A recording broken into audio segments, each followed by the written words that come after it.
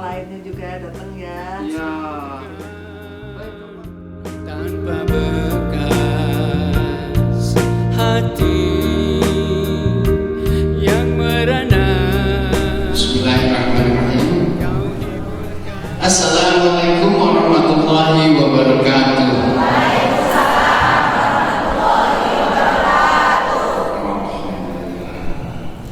Alhamdulillah nahmaduhu wa nasta'inuhu wa nastaghfiruhu wa na'udzu billahi min shururi anfusina wa min sayyiati a'malina. May yahdihillahu fala mudilla lahu wa may yudlil fala hadiya lahu. Asyhadu an la ilaha illallah wahdahu la syarika lahu wa asyhadu anna Muhammadan abduhu wa rasuluhu la nabiyya ba'dahu amma ba'du. Allahumma shalli ala sayyidina Muhammad wa ala ali sayyidina Muhammad. Segala puji serta syukur harusnya selayaknya selalu kita panjatkan dalam setiap kesempatan, karena bersyukur itu adalah kunci ditambahkan nikmat Allah kepada kita. Jadi, dan bersyukur itu juga tidak ada ruginya, tidak ada capeknya, tidak ada jeleknya. Jadi selayaknya selalu saja di dalam setiap kedipan mata, di dalam setiap gerakan, di dalam setiap helaan nafas, bersyukur itu harus selalu kita panjatkan hanya kepada Allah Subhanahu wa Ta'ala.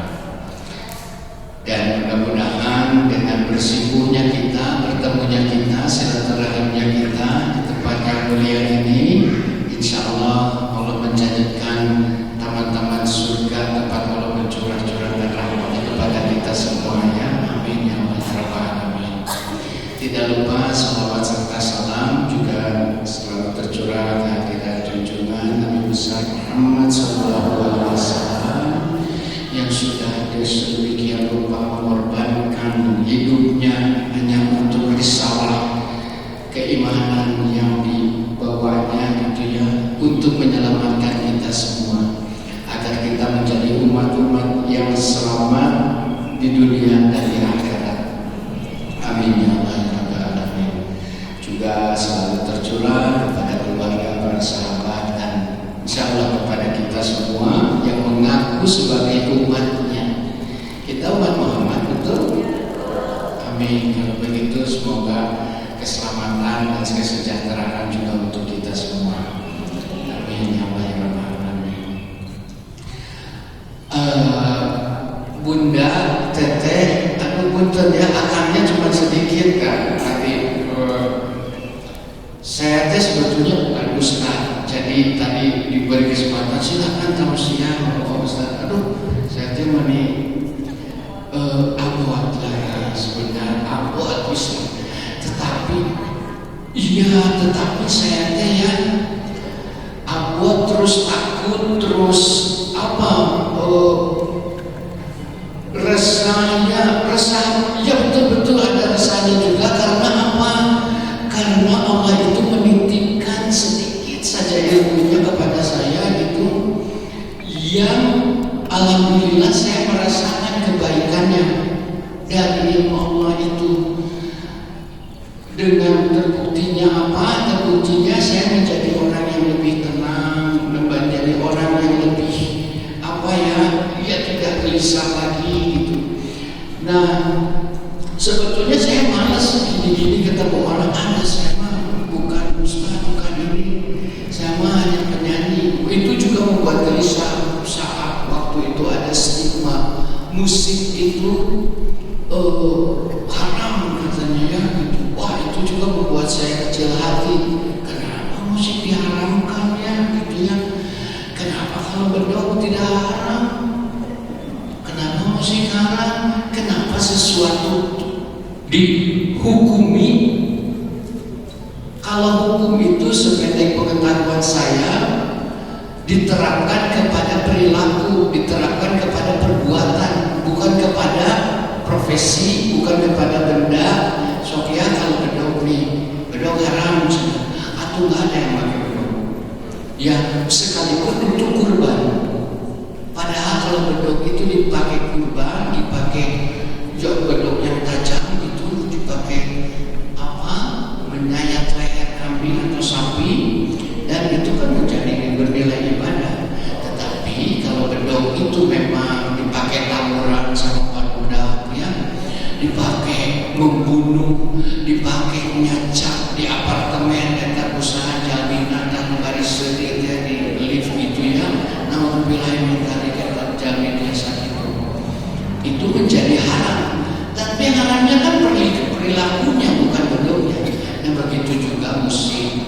Jadi saya itu setelah mendapatkan ucapan itu, masya alhamdulillah ya. Sok atuh ayeuna janten musisi anu bager, musisi anu berperilaku yang tidak diharapkan itu kumaha carana. Nah, salah satunya adalah dorongan itulah yang membuat saya sok atuh tadi janten saya teh ngawanturkeun anjeun ayeuna aya di payunan ibu-ibu ya, mudah semuanya ngawanturkeun anjeun ya teh sanes.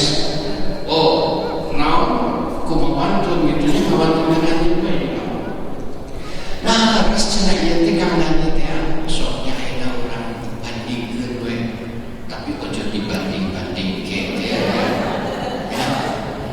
Setiap salat 5 waktu ku ingat dirimu. Setiap salat 5 waktu ku ingin berjumpa.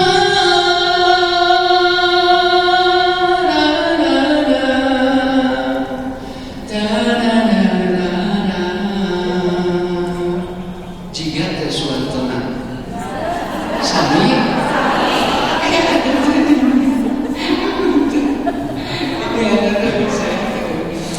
iya sami alhamdulillah kan sami kene leres lirikna gitu leres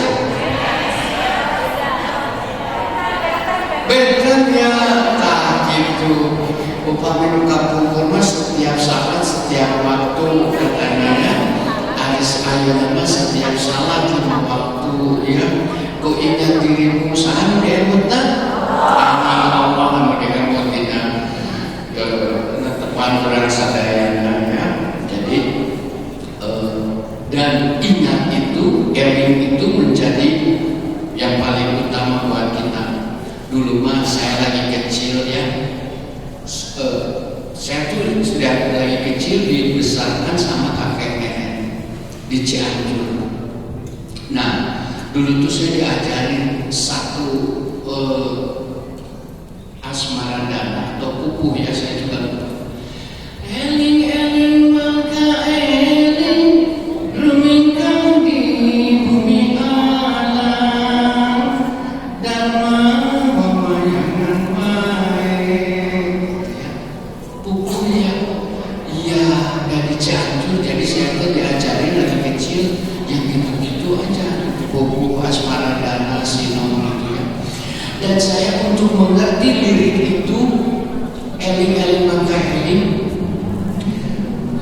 harus 50 tahun kemudian saya baru bisa mengerti itu teh naon sih eling-eling maka eling. Si orang teh aqimus sholata li dzikri, eling-eling maka eling teh. Makanya itu setiap sehari 5 kali ya, yang standar itu teh. Dan saya yakin ibu-ibu di sini mah minimal 40 rakaat pasti ya, netepan nanti. Soalnya saya yakin, dan saya juga yakin ibu-ibu di sini teh lebih sering hadir di majelis taklim daripada saya. Jadi sebetulnya saya teh nggak pantas berarti untuk hadir semua sekarang ini ya. Tetapi karena saya ingin sharing saja, makanya seperti ini ya. Nah, jadi eling-eling itu ternyata kita teh harus selalu eling, kita teh harus selalu zikir, dan zikir yang paling utama itu adalah sholat. Sholat 5 kali sehari yang standarnya. Semakin banyak sholatnya, lebih banyak lagi sholatnya semakin bagus. Sok aja cobain. Dan itu juga pada saya juga yakin ibu-ibu mah di sepertiga malamnya nggak pernah ketinggalan ya. Itu makanya tinggalin. Dan meskipun pakai masker, meskipun dijauhin cahaya nanti tetap ketinggalan. Ya sholat sosial nanti mani, ya tetap. Ya sholat sosial nanti mani bercahaya sambil matahari pagi yang sejuk gitu ya. Alhamdulillah. Nah, itu sebagai baru pembukaan, ini belum ininya mah materinya mah belum ya. Jadi kira-kira pokoknya saya lagi kecil begitu, tadi sama Teh Pate ditanya dari mana rumah hijrahnya karena gitu. sehubungan dengan tema kali ini, baik saja tidak cukup, saya mempunyai pengalaman sendiri. Jadi sebelum menginjak ke sana, saya mendapatkan terlebih dahulu mengetahui dulu hakikat Bunda. Jadi hakikatnya apa ya? Ada yang tahu hakikat? Iya. Ya, hakikat itu singkat nama, simpel nama, tujuan, gitu ya. Nah, tujuan itu jadi sebelum kita bertauhid, sebelum kita beriman, sebelum kita bertakwa, hakikatnya dulu apa, tujuannya dulu apa. Kalau tidak ada yang ditujunya, bagaimana kita mau bertauhid, bagaimana kita mau beriman.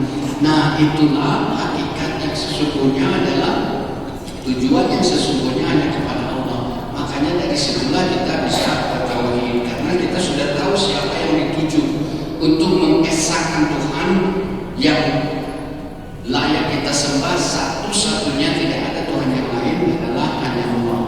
Itulah hakikatnya. Nah, saya tuh mendapatkan hakikat begini. Hakikat itu juga ada dibagi tiga. Nah, hakikat yang pertama adalah hakikat dakwah. Jadi saya itu, apa itu hakikat dakwah? Hakikat dakwah itu jadi orang yang mendengarnya, meyakini apa yang disampaikan sama orang. Jadi saya sering mendengar kata-kata bijak, kata-kata religius dari kakek, dari nenek, dari para ustaz, dari para asatidz dan sebagainya, gitu ya, yang menyampaikan, terutama yang menyampaikan kebaikan-kebaikan dari Al-Quran. Saya itu melihat dan meyakininya, gitu ya. Apa maksudnya mendengar dan meyakininya? Itu hakikat dakwah. Dan kemudian ada hakikat ainul yakin. Apa itu? Jadi hakikat itu saya menyaksikan sendiri apa yang didakwahkan itu memang terjadi. Dan saya meyakini itu gitu. Apa yang dia dakwahkan, apa yang dibicarakan sama Ustaz Anu, ternyata ini kejadian. Dan saya meyakini itu. Dan yang ketiga adalah hakikat hakul yakin. Hakikat yang saya alami sendiri. Jadi bukan saya dengar saja, bukan saya lihat saja itu terjadi, tetapi saya alami sendiri. Saya mengalami sendiri betapa pertolongan Allah itu hadir di saat yang paling sempit. Saat kesempitan itu semakin menghimpit, artinya pertolongan Allah semakin dekat. Dan itu saya mengalami, gitu ya. Saat kita memang benar-benar menyesali segala perbuatan kita dan kita memohonkan pertolongan Allah untuk mengampuni kita, saya itu yakin dia akan ditambahkan keyakinan itu lagi dengan ghafiris zambi wa qabili taubi, bahwa Allah itu sungguh-sungguh mengampuni dan maha menerima tobat.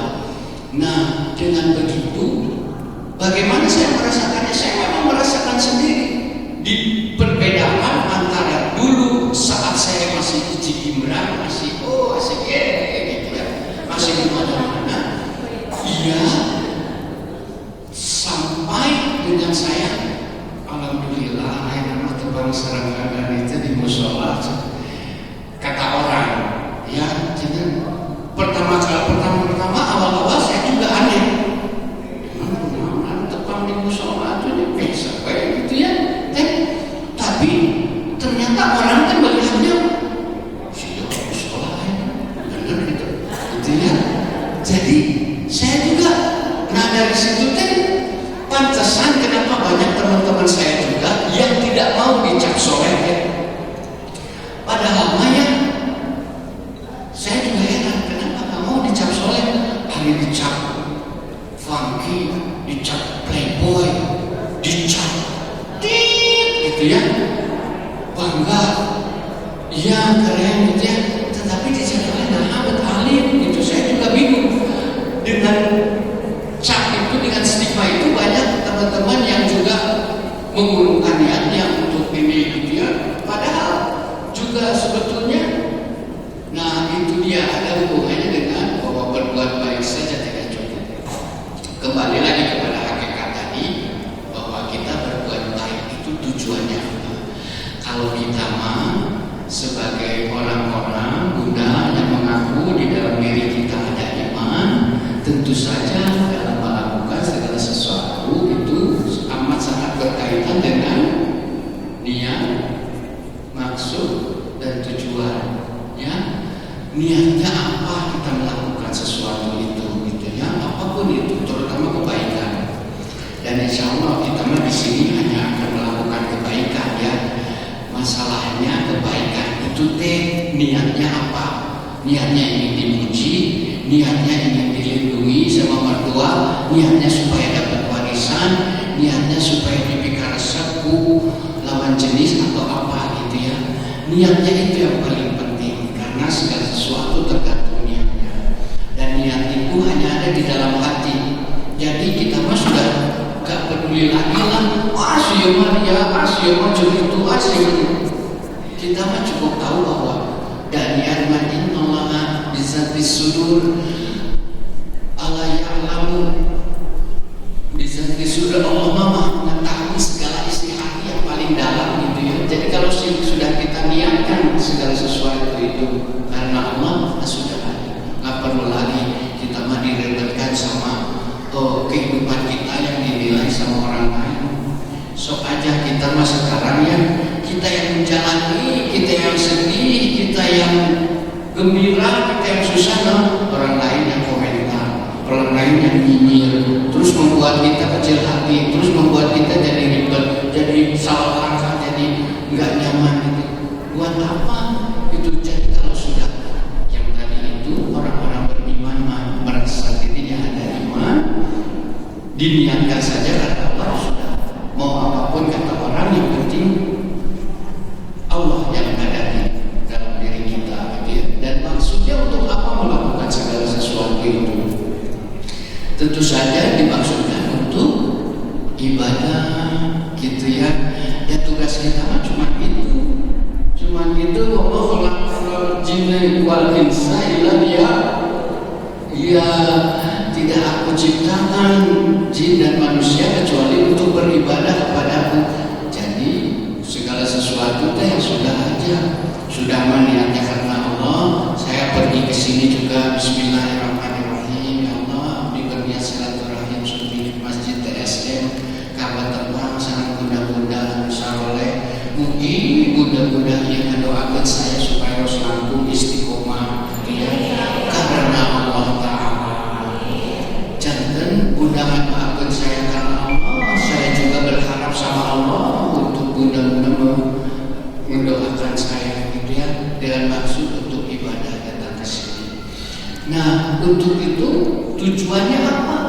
Tujuannya tentu saja kalau ibadah ada tujuannya hanya ridho Allah, restu ya, makanya makin isi dari ridho Allah yang kita inginkan. Mau komentar orang nyinyir sebagai apa, gak jelas, gak terserah aja. Pokoknya mah ridho Allah yang kita inginkan. Bagaimana cara tahunya kalau kita mendapatkan ridho Allah? Sok dari ridho Allah apa gitu ya? Intangible, maksudnya nggak kelihatan. Bagaimana tahunya bahwa kita ini diridhoi sama Allah? Sebenarnya pengetahuan saya, kalau kita sudah dimudahkan untuk melakukan kebaikan, itu salah satu tanda ridha Allah pada kita. Kalau kita sudah digelisahkan hati kita dalam melakukan keburukan, itu salah satu tanda bahwa kita ada di dalam ridha Allah. Kita mah biasanya naon terang tuh setannya tadi tinggal diacuk naon gitu, diacuk enggak. Nah, tetapi sekarang mah untuk berbicara seperti itu udah mulai bisa. Cutong ke batu dah buka saya lain terus rumahnya asal tenang gitu. Suci bisa biasa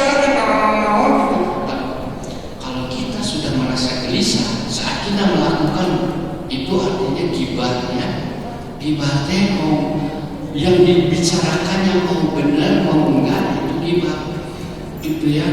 Tapi kalau nggak benar jadi fitnah gitu. Nah, kalau sudah merasa terganggu dengan hal-hal sekecil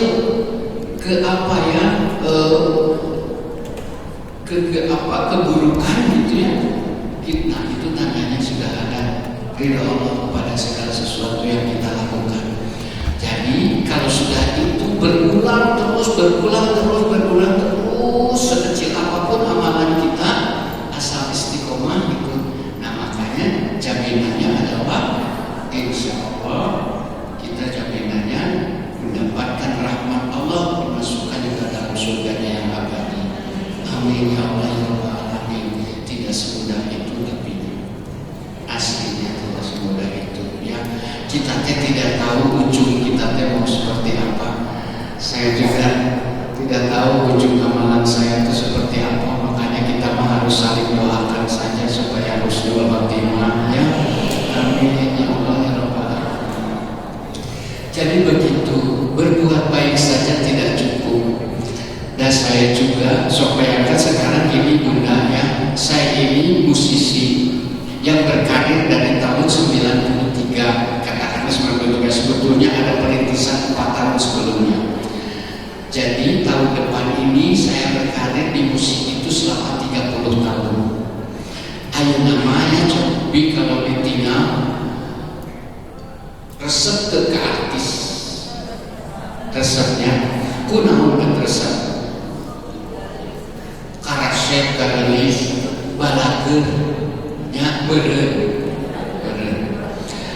Maksudnya dalam taraf tertentu, dan itu pun memang kita di dunia entertainment itu harus bisa menjaga diri, harus bisa membawa diri, sebetulnya bukan menjaga diri, membawa diri.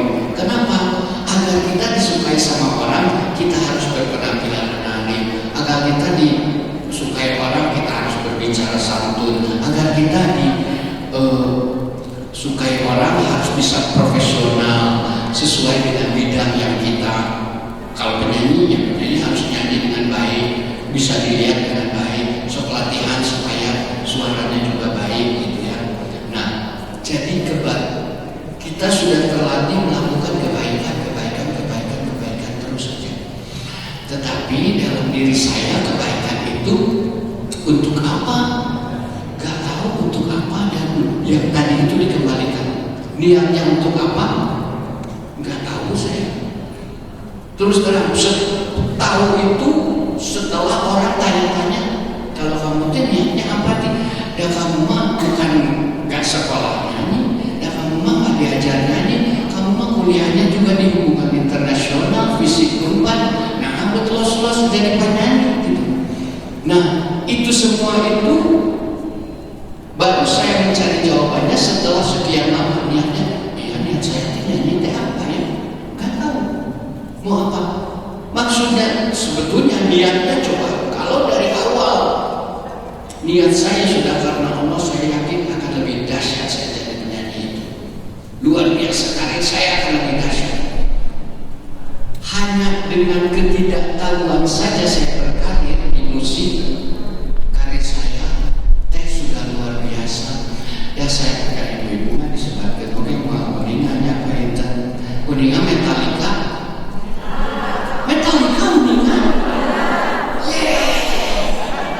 Luar biasa uningan Metallica. Duran tahu tuh. Tadi lima uningan Simon Le Bon ya, yang penyanyi ya. So kalau dilihat di IG saya itu ada satu postingan gitu ya, lagi nyanyi, lagi dibenerin sama sarung tangan saya sama Simon Le Bon itu. Jadi Simon Le Bon itu penyanyi duran yang sudah internasional, yang sudah para musisi di angkatan saya hanya ngimpi aja untuk bisa ketemu, ngimpi gente bisa ketemu gitu ya, cuman ninggalin di poster aja, ninggalin video klip aja. Nah saya mau hendak dibenerkan sarung tangan karena dia protes, you better take off your gloves katanya. I know it's not convenient for you to see, use your gloves. Hartos nama dia, jangan sok buka eta sarung tangan. Orang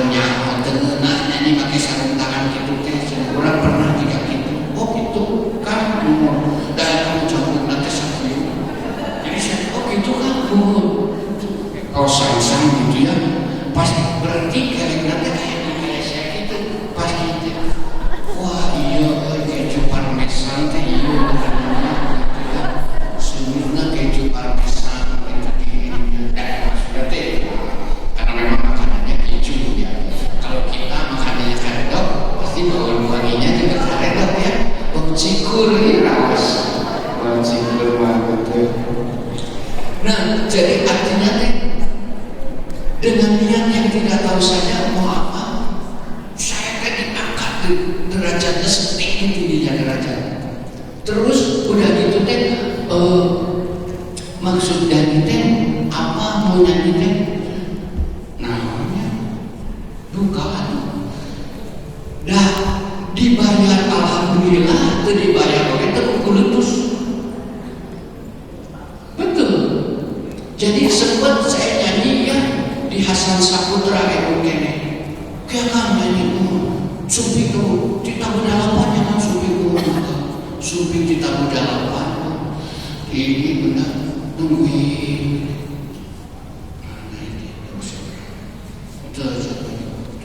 kan saya salah budaya kamu tadi yang menyalah kamu gitu deh geletuk teh tahun 12 polisi supi acara itu dibubarkan. Saya cari kene ini, itu hari saya dirawat. Terjantan nyanyinya karena acara dibubarkan polisi atau saat kita dalapan. Nah, kalau maksud saya jangan untuk melari hartos, untuk melari popularitas, digitu-gitu ke Bantu, pasti saya nambah, pasti saya kukulutus, pasti saya dari mana? Oh gitu, kumah? Ya, atau kamu janjiin saya main. Nunggu dari jam 8 main-main. Aduh kamu saya dapat mana sebenarnya. Dan itu beberapa kali ada hal-hal. Nah terus tadi tujuannya apa? Saya berprofesi di bidang musik itu. Tujuannya untuk seharusnya tadi untuk meraih ridho Allah. Tetapi apakah saya berpikiran Allah tersekat pun maksudnya teh ngantos nuju di panggung nuju turun panggung terilis tetapi sampai pada satu titik bundanya kunyaahna Allah ke saya namanya saya merasakan sekali kalau saya dibikannya biasa disebut GR oke mending GR daripada minder. Ya, saya pendidikannya bisa kuat. Nah, kita sampai pada satu titik Allah itu menitipkan ujian-ujian terasa. Karena si orangnya karena ketidakjelasan, saya nggak tahu niat saya apa berprofesi sebagai musisi, saya nggak tahu tujuan saya apa, saya nggak tahu maksud saya apa, maksud saya dan tujuan saya apa nggak tahu. Jadi sama angkleng-angklengan sekakap sakabakaba sakajanakna jika layangan pegang kaditu teu aya pegangan janten teu aya si horeng teh teu aya al-aqaduna naon al-aqadu teh akidah tah eta teu aya simpul akidahna tali unggul Allah anu kedah cekok erat-erat eta supaya orang terkalayangan dari Tuhan dia sebuah ikatan yang menguatkan kita untuk menjadi makhluk, untuk menjadi orang yang sesuai dengan kehendak Allah saat kita diciptakan itu.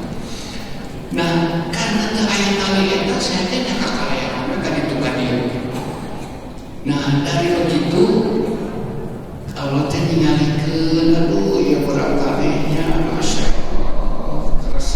pemilih ajak kuih dia pemilih ajak kuih kaya kumaha carana dan geni dipaparin kenikmatan kenikmatan, ketenaran, kelebihan rezeki geni nah asal bikin lebihan ya teh kalau kau bikin lebih nah gitu nah begitu nah kunyaannya anak Allah langsung kita